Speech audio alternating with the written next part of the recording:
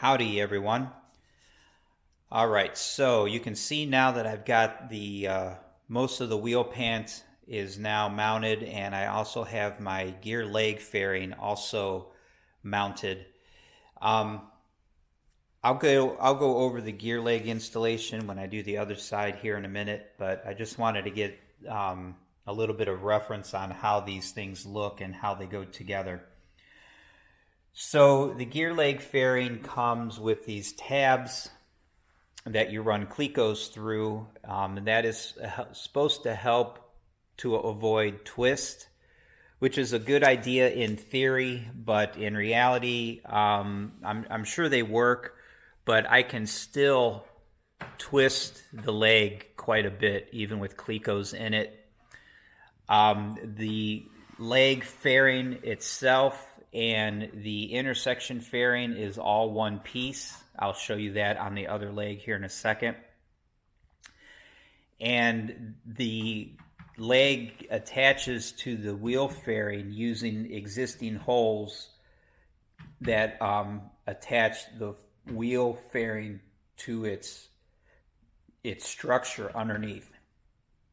So if you remember, there are two screws here that attach the wheel fairing to the bracket underneath, and there were also two screws here that attach the wheel fairing to its metal bracket.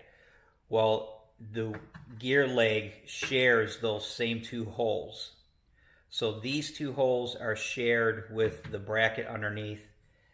This screw here is shared with the nut plate that attaches the two halves together.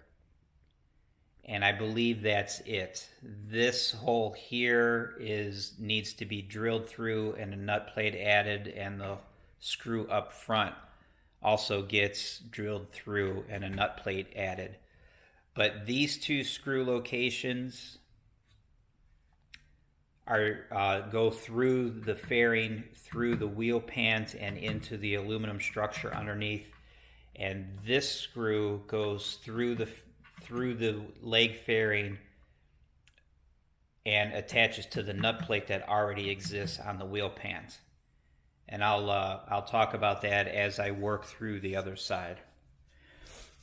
The instructions state that once the gear leg is permanently attached, and that's the very last thing that you do after it's been shaped, after it's been fitted, after it's been painted, and you're going to put it on permanently, there's some double-sided tape. Of course, it's more than that. It's some kind of 3M something or other that comes with the kit. You put that in here and clamp the trailing edge shut, and that will permanently close up the gap. This leg has not been trimmed. I've trimmed the top just to get it to fit, but I haven't done anything else with it. This flange area of the gear leg has not been touched. The fiberglass or the carbon fiber layup in here, down in this valley, is pretty rough. That's going to have to be cleaned up a little bit. And this whole trailing edge still needs to be cleaned up. I haven't touched anything other than cut off the top. So it's screwed down here temporarily to the fairing, to the wheel pant. But I'm going to take all this apart and clean all this up and reshape it a little bit as needed. The screws are temporary. These are steel screws. You can't use steel screws in carbon fiber. The kit comes with stainless screws. I just haven't put them on yet. I wanted to use my junk screws because I run them in and out so many times. I didn't want to wear out the good stainless screws. So this is all temporary for now because I still need to do some cleanup work on the leg itself. So now I'm going to start on the other side. I've already moved things around so I have access to this side. You'll note that the gear leg stiffener is now gone. The clamps that go around the gear leg are such that the leg fairing will not fit with those clamps in place. You can see how well this trailing edge looks with just the bare fairing. And with this being carbon fiber, this is very stiff. You know, to open up a gap by hand takes a little bit of effort, and it literally just slams shut. So it's a very tight fit. When you spread this apart to slide it over the leg, it fits very, very tight. There's really no gap here. That fairing just really clamps on here pretty tight, and on the other side it was tight enough that the trailing edge wouldn't close completely. So there's no way to have any kind of a clamp on the gear leg for any kind of a stiffener. So my initial flights are going to be just like you see here. There will not be any leg stiffeners on my landing gear initially.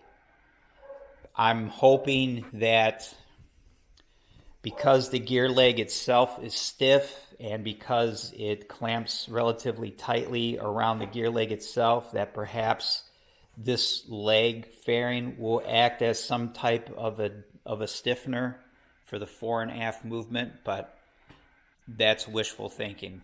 I don't know that that's going to end up to be true, but I know that my original configuration for stiffeners will not work with these fairings.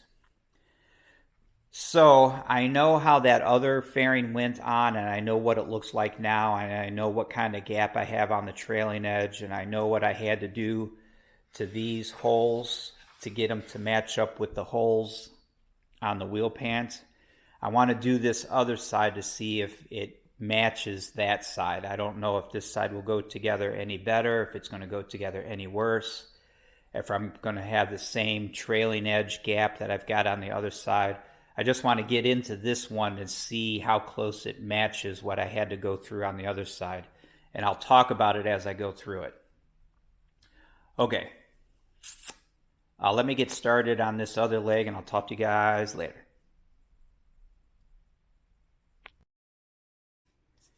Alrighty, so I now have this gear leg trimmed so that it will fit underneath the fuselage at this top end here.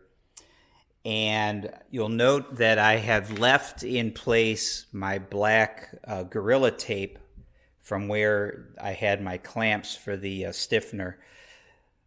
The instructions recommend that you use a rag or something to protect the leg because the carbon fiber will just tear it up when you're moving and replacing the fairing.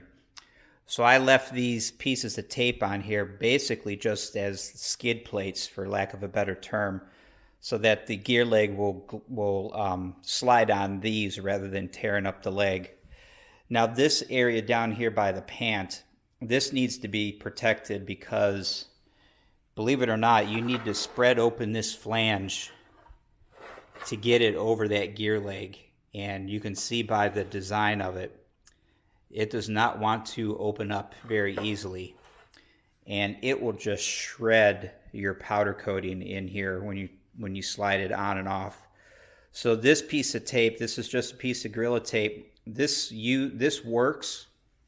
But every time you remove the leg, you got to replace this piece. These pieces hold up just fine. But you'll see, I'll put the gear leg on here, and then when I take it off, this will be tore up. And I'll remove this piece, put a new piece on. So this gets replaced every time. So now that I have that gear leg cut to size, I fit it over the leg.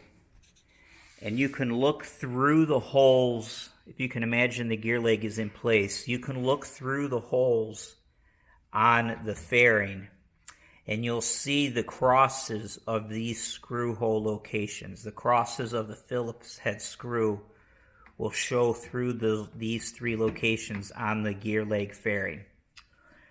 So I went ahead and took the leg off now that I know that it's close, and I removed these three screws. These two screws, again, mount the pant to that heavy metal bracket that's in here.